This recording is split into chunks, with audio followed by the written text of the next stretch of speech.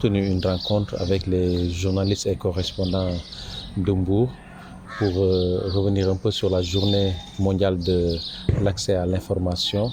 et évoquer les lenteurs qui bloquent la loi sur l'accès à l'information. Alors le Sénégal a signé des textes au niveau international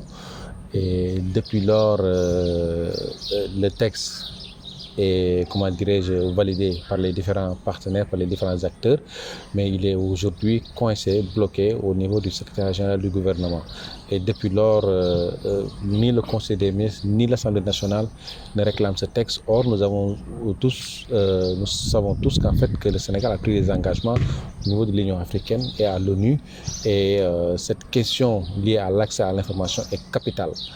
Et dans beaucoup de grandes nations, il y a des instruments même qui ont été mis en place pour permettre aux journalistes, pour permettre aux citoyens d'avoir accès à l'information publique et de pouvoir la partager. Parce qu'en fait, c'est la partie de la redevabilité, mais aussi la partie de la transparence de gestion des deniers publics et surtout également aussi, ça facilite aux journalistes son travail.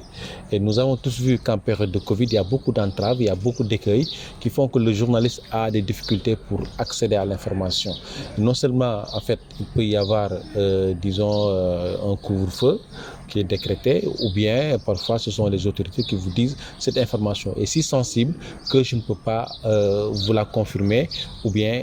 vous la remettre parce qu'en fait vous risquez de créer de la panique ou vous risquez de créer des tensions dans la société. Donc c'est des choses en fait moi je pense qui ne peuvent pas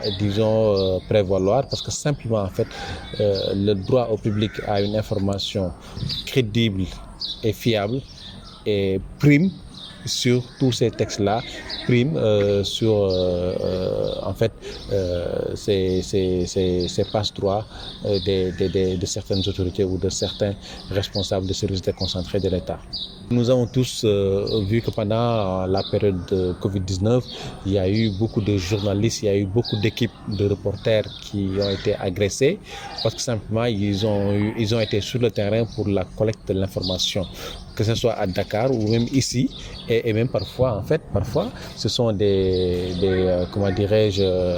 éléments des forces de défense et de sécurité qui vous bloquent le chemin et qui vous disent non, vous n'avez pas le droit de circuler la nuit parce que vous n'avez pas le laissé passer. Or nous avons tous nous savons qu'en fait, lors du dernier couvre-feu, ce sont les cartes nationales, ce sont les cartes de presse qui étaient valables et qui permettaient aux journalistes de pouvoir circuler et de faire le travail correctement. Et donc,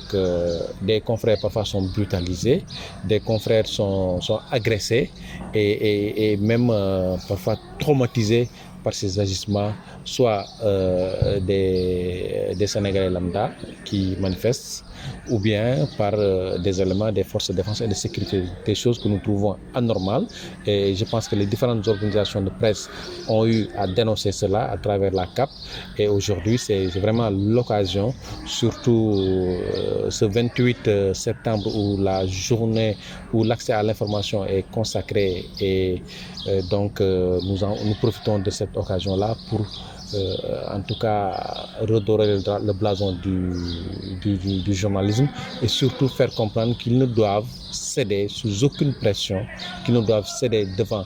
aucune personnalité s'ils sont en tout cas pour la collecte de l'information, s'ils sont sur le terrain pour servir la bonne information au public. En fait,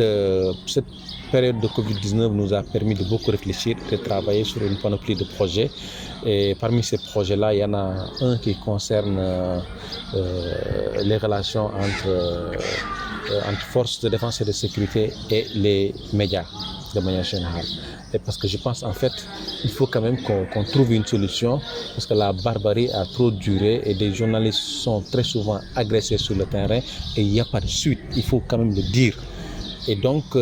si ça se poursuit, l'irréparable pourrait se produire sur le terrain et en ce moment-là, ça sera trop tard pour agir. Et donc moi, je pense que les deux parties, que ce soit les acteurs des médias et aussi les forces de défense et de sécurité, doivent se retrouver autour d'une table, discuter et voir quel mécanisme ils pourraient mettre en place ou quel cadre ils pourraient mettre en place pour qu'en tout cas, quand les deux parties se rencontrent sur le terrain, que chacun puisse faire son travail en toute bonne foi, en toute bonne conscience, sans aucune animosité, sans aucune tension venant ni de quelque bord que ce soit.